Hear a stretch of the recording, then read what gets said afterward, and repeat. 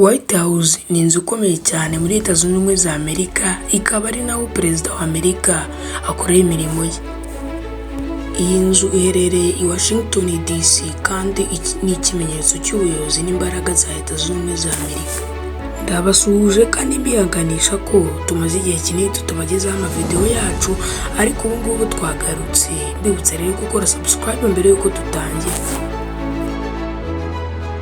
Nk'uko twatangiye tubibabwira, amateka White House yatangiye kubakwa mu mwaka w'1792, ikaba yaruzuye mu mwaka w'1800. Perezida John Adams ariwe wanatangiye kuyikoresha, niwe wa mbere ukorerayo. Iyi nzu yashyizweho ibuye ry'inkingi mu gihe cy'ubuyobozi bwa Perezida George Washington, ariko we ntiyabashije kuyikoreramo kuko atari yayirangiza cyangwa se itari yarangira. Ikindi twababwira ni uko iyi nzu ifite ibice bitandukanye birimo inzu z'abakozi, ibiro by'umukuru w'igihugu n'ibyumba bitandukanye byifashishijwe mu nama z'abayobozi b'igihugu. Icya kabiri, tugeze ku miterere. White House ifite ubwoko bw'ubwubatsi bwa neo-classique, ikaba igizwe n'ibyumba byinshi, harimo icyumba cya salon cyitwa Oval Office aho perezida akorera. Hari kandi ibyumba byo kwakirira abashyitsi b'ingenzi, icyumba cya State Dining Room n'icyumba cya East Room. Urenze izo nzu zifatika, hari n'ubusitani bunini bukikije inzu bwifashishwa cyane mu bikorwa by'icyubahiro no kwakira abashyitsi b'ingenzi. Icya gatatu ni imiterere y'ubushobozi.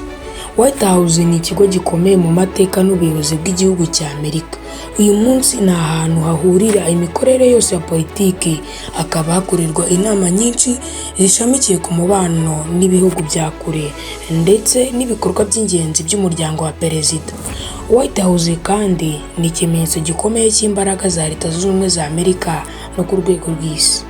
Ikindi twababwira ni uko iyi nzu isanzwe ifite abakozi benshi, harimo abarinzi, abashinzwe umutekano n'abandi bafite inshingano zo gufasha perezida mu mirimo ye ya buri munsi. Tukiri ku nyubako n'ibikorwa bya White House, icyumba cya Oval Office twavuze haruguru ni icyumba kirangwamo ibikorwa by'umukuru w'igihugu perezida. Iki cyumba cyagutse naho perezida akorera, anahakorera ibiganiro byihutirwa n'abayobozi bakomeye. Icya kabiri, ubwoko bw'ubwubatsi. White House ikoze mu buryo bwa neo-classique, ikaba ifite ibiranga ubuhanga bwa 18 century cyangwa se ikinyejana cya 18 mu bwubatsi. Ikindi twababwira ni inshingano n'ubuyobozi muri White House. Perezida n'abakozi be. Nubwo perezida ariwe mukuru mu nzu, hari abandi bantu benshi bakora muri White House, barimo abagize komisiyo y'ubuyobozi, abanyamabanga n'abashinzwe n'umutekano. Imikorere ya perezida: akora imirimo ya buri munsi y'igihugu, harimo gutora ibyemezo, kwakira abashyitsi no guhura n'abandi bayobozi. Amateka y'inyubako n'imiterere. Ibikorwa by'amahoro n'intambara.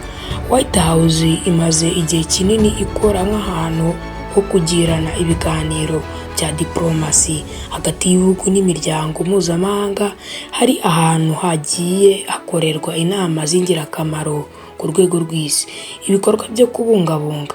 White House irahindurwa kandi yagiye ihura n'ingaruka z'intambara, nk'aho mu 1814 Abongereza bayishekesheje mu gihe cy'intambara hagati ya Amerika n'ubwami bw'Ubwongereza.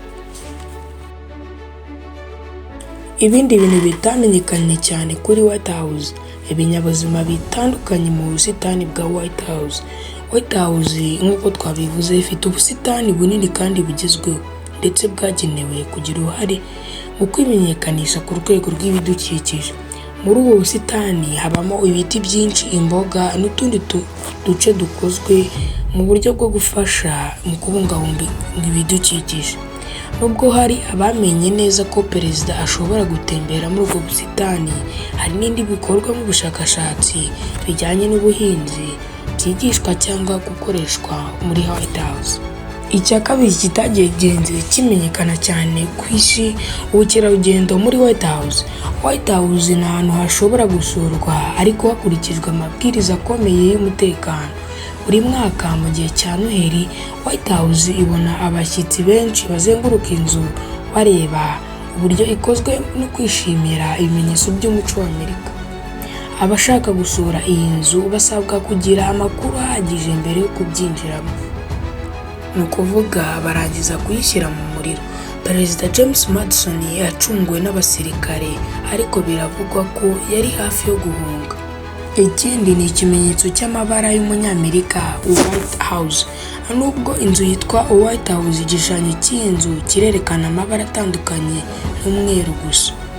Mu gihe cy'ubuyobozi bwa Perezida Theodore Roosevelt, umubare munini w'amabara atandukanye yagiye akorwaho amavugurura, harimo ibikoresho, amadirishya n'ibindi. White House ntabwo igihe kirekire yitwa White House, ahubwo yitwaga Executive Mansion kugeza mu 1991. Mu gusoza, hari ibintu byinshi bijyanye na White House bifatwa nk'amabanga cyangwa se bitamenyekana ku mugaragaro. Dore bimwe muri byo. Icya mbere, umutekano wa White House. Sisiteme y'umutekano. White House ifite sisiteme y'umutekano ikomeye cyane. Ibi birimo gukoresha abashinzwe umutekano, ibisirikare n'abakora mu bijyanye n'ikoranabuhanga rihanitse. Hari kandi sisiteme y'ikoranabuhanga ryihariye rituma umutekano w'inzu ugenzurwa neza.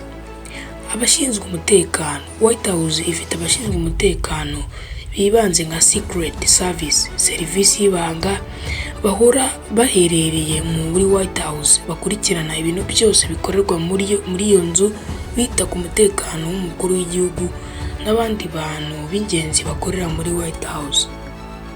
Kuvanga urusobe rw'imashini. White House ikoreshwa cyane mu kugenzura uburyo bwo kubika amakuru y'ibanga no kwirinda amakuru ajya hanze.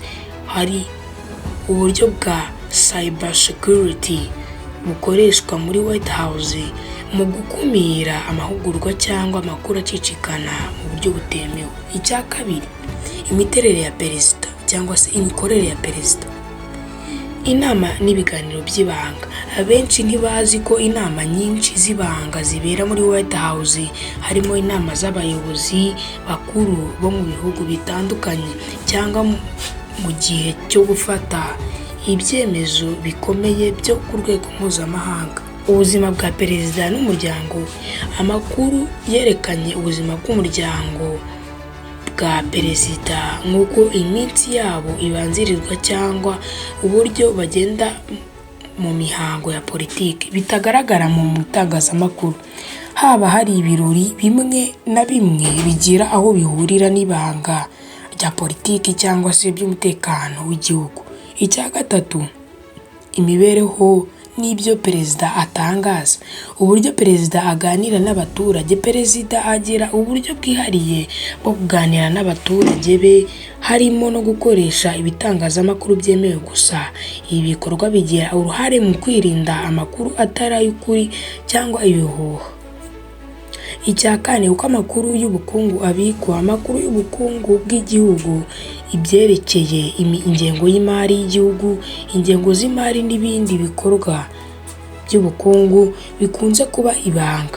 Ibikorwa byo kubika amafaranga ya Amerika hamwe n'ibikorwa bya politiki bisaba umutekano wihariye kugira ngo bitagaragara mu itangazamakuru ryagutse. Ndabashimiye mwese mwakurikiye video kugeza ku musozo wayo, mbibutsa gukora subscribe kuri Top 10 Ubumenyi TV, maze nawe ukaba uduteye inkunga ikomeye cyane. Urebe n'izindi video tuzagenda tubagezeho n'izindi. Ndabashimiye, Imana ibarinde, ndabakunda cyane.